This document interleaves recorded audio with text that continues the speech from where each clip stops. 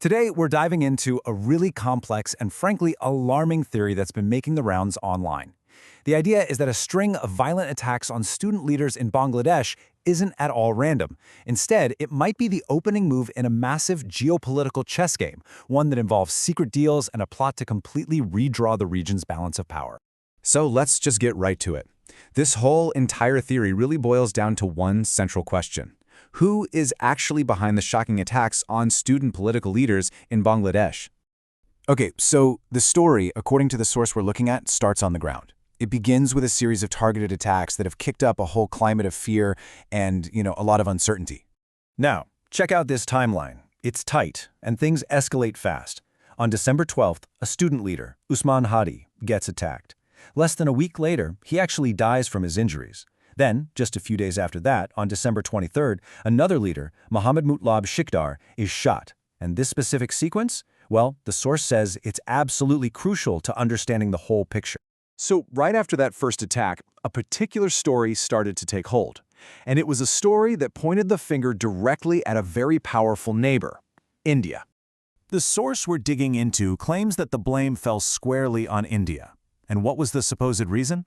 Well, the idea was that Hadi, who was known for his anti-India politics, had provoked the whole thing by releasing this controversial map. This story, the source argues, was then used to stir up even more violence in return. But hold on, because this is where the theory takes a really sharp turn. The source argues that the second attack completely blows up that initial explanation. In fact, it suggests it was basically a self-goal by whoever was really behind it. And this is the big gotcha question the source throws out there. I mean, if the whole motive was payback for anti-India activities, then why on earth would you target Shikdar? As we're about to see, he just didn't fit that profile at all. And this is where the argument really comes into focus.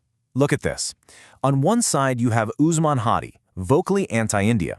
But on the other, you've got Mohammed Shikdar, who had no history of making statements like that.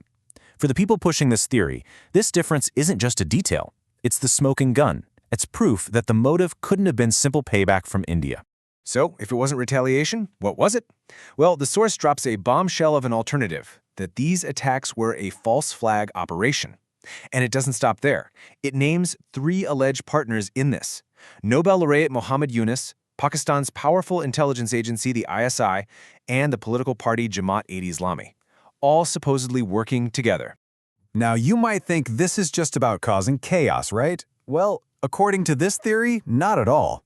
This alleged false flag operation is actually a very calculated political move, and it's tied directly to the country's next big election. The theory claims the ultimate goal here is to basically manufacture outrage against India. The idea is to take that wave of anger and channel it into a solid base of support for the Jamaat-e-Islami party, hopefully paving their way to a win in the February 2026 elections. And the stakes here, allegedly, are incredibly high. The source claims that Jamaat-e-Islami's share of the vote has just skyrocketed, from a tiny 1% before 2013 to about 30% today. And it pins this massive jump directly on a political platform that's built on anti-India and anti-Hindu rhetoric. But the theory doesn't stop with domestic politics. Oh no, it gets bigger. The next layer connects all this internal chaos to a huge shift in the geopolitical alliances across the entire region.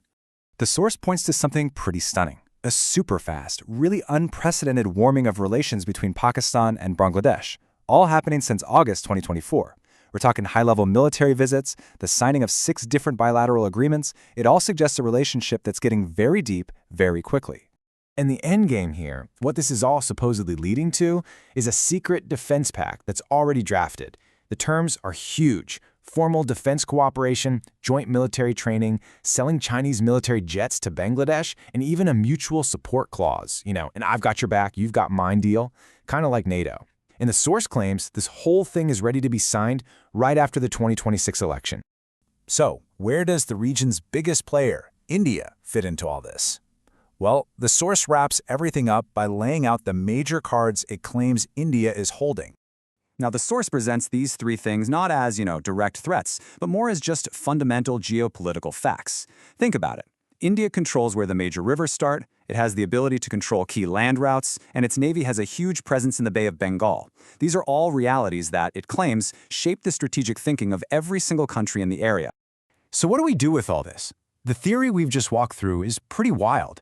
It ties together targeted assassinations, a supposed false flag operation, and a secret military pact, all allegedly designed to completely upend the balance of power in South Asia. And it leaves us with this massive question. Is this just an elaborate conspiracy theory, or are we actually watching the blueprint for a new kind of geopolitical reality take shape right before our very eyes?